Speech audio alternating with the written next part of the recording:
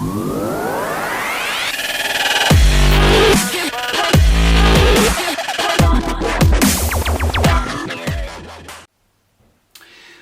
grade 8, welcome back to our next installment on geometry. Today we're looking at another construction, and that is angles of varying degrees. Now, you're right, you could simply take this instrument and you could make an angle of any degree measure that you'd like. True enough. But today what we're going to do is learn how to use only this instrument and then maybe the ruler. And between those two there are all kinds of angles that we can construct. And once you're used to using this thing, you might actually begin to feel that it's a little bit quicker just drawing a few arcs than trying to precisely line up the protractor the way you're supposed to do and then start reading your angles off. So let's jump right in. I'm going to start with a 60-degree angle and how to construct that with this instrument. And in order to do it, you just need to think back to the idea of an equilateral triangle. So this is a sketch of one, it's not terribly accurate. But let's think about what an equilateral triangle is. All three sides have the same measure. And it turns out that all three angles have exactly the same measure as well. And I know some of you are probably way ahead of me on this already. That's fine. But if all the angles in a triangle add up to 180 degrees, then what does the measure of each of these have to be? And that's right, it would be 180 degrees divided by 3, and that gives us 60 degrees.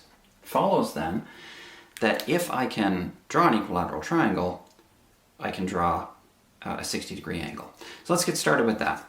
It's actually quite a simple thing once you wrap your head around it. So I'm going to start by just drawing a bit of a straight line here, and then we'll construct an equilateral triangle on that straight line. There's a nice straight line there. Just choose a point on it, because if we want to make a 60-degree angle, then we want a line to build that angle off of. And now the job is to build an equilateral triangle. And it turns out to be fairly simple. We're going to take this guy, just get him to a reasonable distance apart. I have to make sure that my pen is ahead of the pencil lead there, so it's the thing that marks the paper. Okay. And now, you go ahead, put that metal point on the vertex we already have, and then we're going to use the compass just to draw a nice long arc, just like that. Now, where did that arc intersect my line? Right here. So that's where I place my metal point next, right on that vertex. And all I have to do is cross this first arc up there. And what I've done now, believe it or not, is already constructed the equilateral triangle in a sense. I just need to connect things up. But let's remember that our real objective here was to make a 60-degree angle. And so, if you look at this, you will see my equilateral triangle is here. If you follow along with that dotted line, there's the equilateral triangle. So that's 60 degrees, that's 60 degrees, that's 60 degrees. Our objective was to simply draw a 60-degree angle, and so we've done it. This angle is 60 degrees. Now, once I have that, how would you go about coming up with a 30-degree angle? Okay, and some of you have already guessed that if we could just cut this in half, we'd have a 30-degree angle. Okay, so we're back to the previous lesson on bisectors, and now what I need to do is get this to that, that sort of that 3/4 mark or so that we talked about with bisectors. The metal point goes on the vertex of the angle we want to bisect, and then we just cross both arms of the main angle with a mark. And then we decided from there we could leave it the same, or in some cases with obtuse angles, maybe make it a little bit bigger. Doesn't really matter. In this case, it could have stayed the same. But now we go to each intersection and create another arc. Oh, I really need that pen to go there. Okay. Sorry if my hand gets in the way of the camera. And then I go to this one and I do the same thing. Just cross it. And again, that's the sweet spot for bisecting the angle. So I go from my first vertex through to the intersection point of those two arcs, and I've now bisected my angle. You can probably see just looking at it, those are fairly close in measure. So now I've constructed a 30-degree angle as well. Now, remember what we know about supplementary angles. Let's imagine this bisector wasn't even here. You have a 60-degree angle on that side. What's on this side, knowing that this is a straight line? That's correct, 120 degrees. Very good.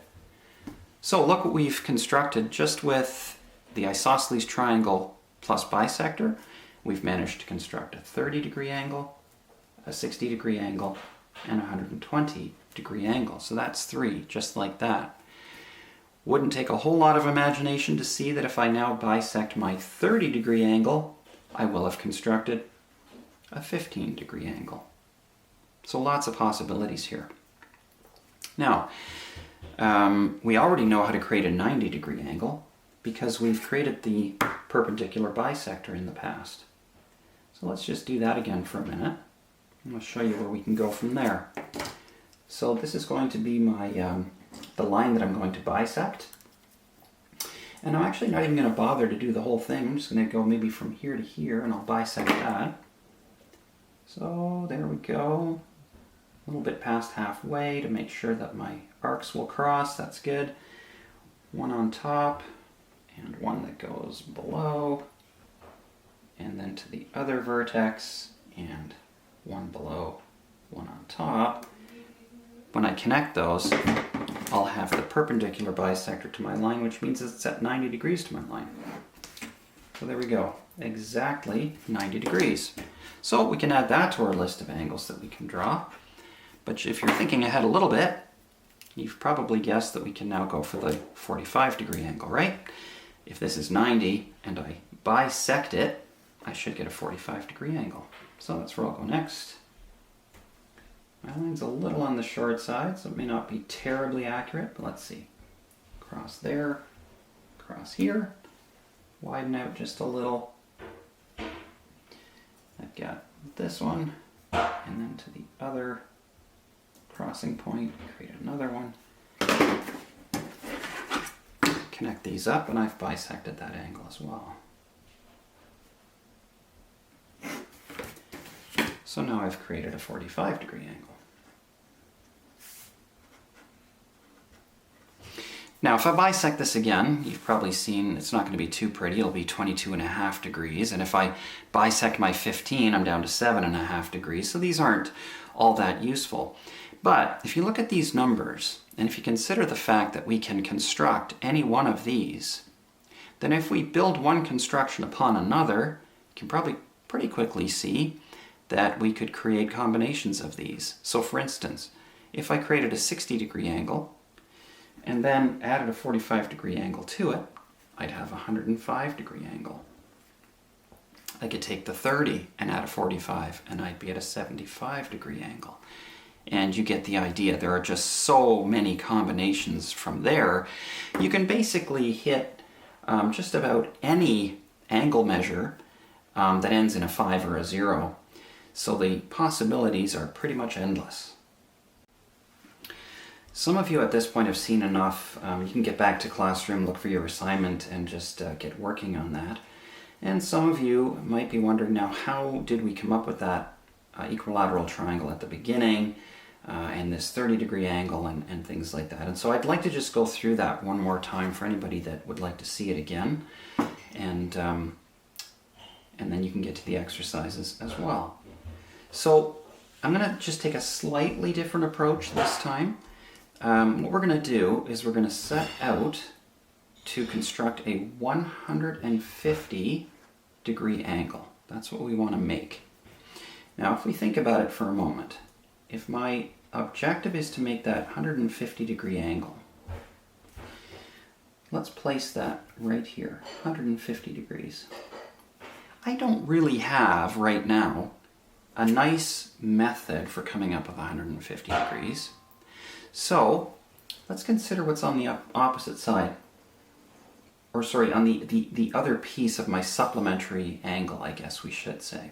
So if that's a straight line, and there's 150 degrees here, how many degrees is this little piece?